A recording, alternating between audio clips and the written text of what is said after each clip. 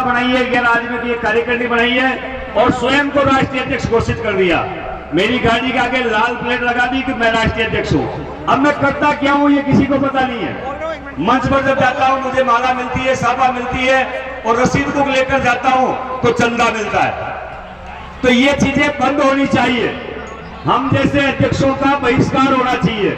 मैं मेरे जैसे कह रहा हूं, दूसरों के लिए नहीं कह रहा हूं। जो जैसे इन्होंने सामूहिक विवाह किया है, ये एक उदाहरण है कि ये लोग ये काम कर रहे हैं, इनको चंदा देने में आपत्ति नहीं।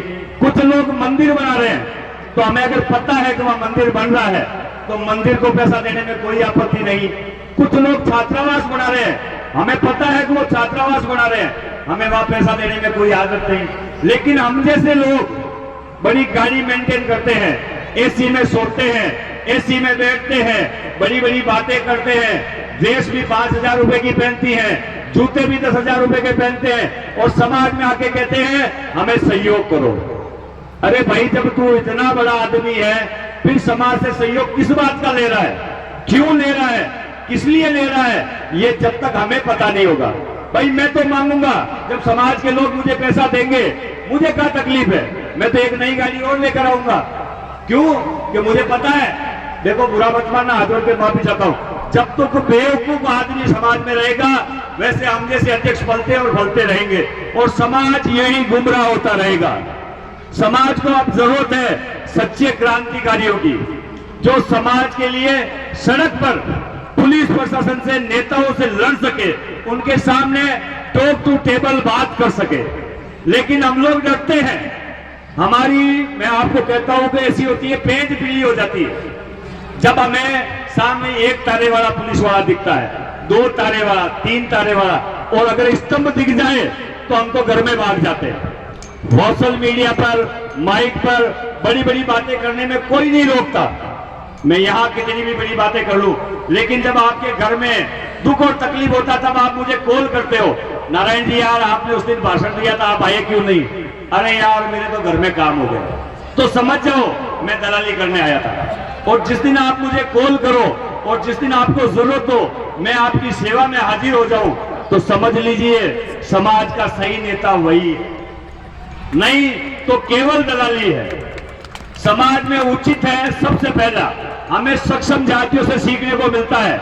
सड़कें जाम होती है और किसी की भी गिरफ्तारी भी होती है तो पीछे से लोग भागते नहीं है। या तो 151 में कोई बंद हो जाता है तो 2, 4, 5, 10 दिन तक उसकी जमानत नहीं होती, हम जैसे नेताओं की जमानत नहीं होती। अरे भैया, जब हम जैसे खुद की जमानत नहीं करवा सकते तो फिर समाज की रक्षा कब करेंगे? मैं डर रहा हूं, 5 आदमियों को बुला रहा हूं, यार मेरे को पुलिस पकड़ लेगी, तो तेरे बाप को रोने के लिए समाज की अगुवाई कर रहा है क्या? किस लिए समाज का ठेकेदार बना हुआ है? समाज का ठेकेदार इसलिए बना हुआ है कि सबसे पहले तुझे कानून की जानकारी होनी चाहिए। दूसरी बात, समाज के दुख और पीड़ा में काम आने के लिए सामने कोई भी अधिकारी हो उससे टॉप टू टेबल बात करनी चाहिए और खुद इतना साफ सुथरा होना चाहिए कि पीछे कोई दाग ना हो। तब पुलिस आपकी बात मानती है, आपकी बात सुनती है और समाज को न्याय भी मिलता है। लेकिन वही ढाक के 3 बार ये अध्यक्ष आ गया, वो उस संगठन का अध्यक्ष, वो उस संगठन का अध्यक्ष, मैं तो नहीं जाऊंगा। इतनी संस्थाएं बनी हुई है जितने आदमी नहीं है और आपके जयपुर के आसपास तो हर घर में एक तहसील अध्यक्ष है। आपके जयपुर के आसपास में मैंने जहां भी देखा, जिससे भी परिचय किया, वो कहता मैं फलाना अध्यक्ष हूं, मैं फलाना। काम क्या करते हो? 2-4 मुश्किल से अच्छा काम बता पाते हैं, बाकी तो सेवा करते हैं ये साहब, अपने परिवार की, अपने बच्चों की, ये उनको पता नहीं। तो मेरा तो आप सबसे इतनी विनती है, कई लोगों को मेरी बात से मिर्ची भी लगती है और लगनी भी चाहिए।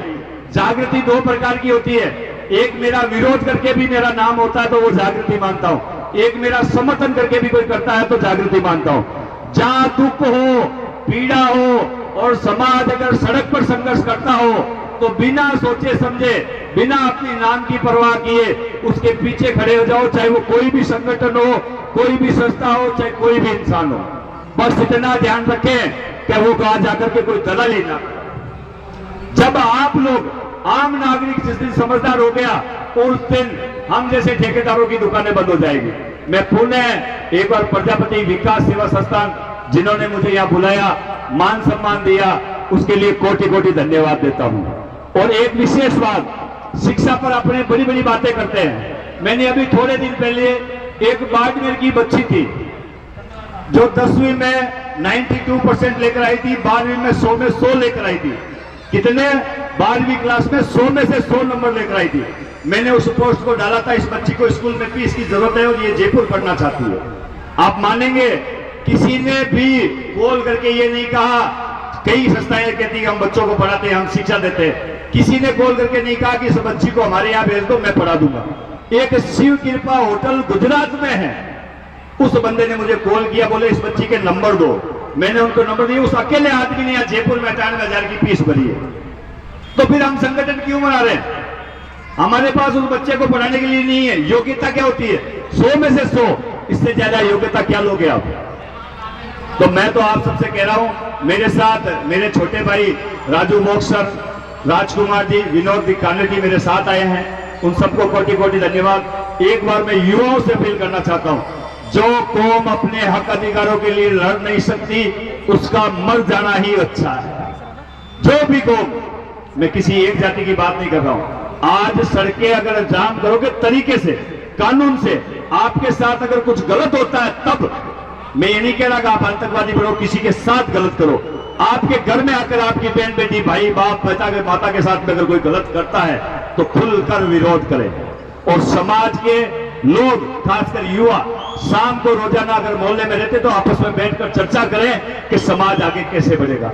और बुजुर्गों से भी कहना चाहता हूं, बच्चों को अच्छी शिक्षा दें, अच्छे तरीके से लड़ना सिखाएं। कई बार होता है बुजुर्ग अलग होते हैं, युवा अलग होते हैं। उन पर एक छोटी सी बात कह के विराम कर देता हूं।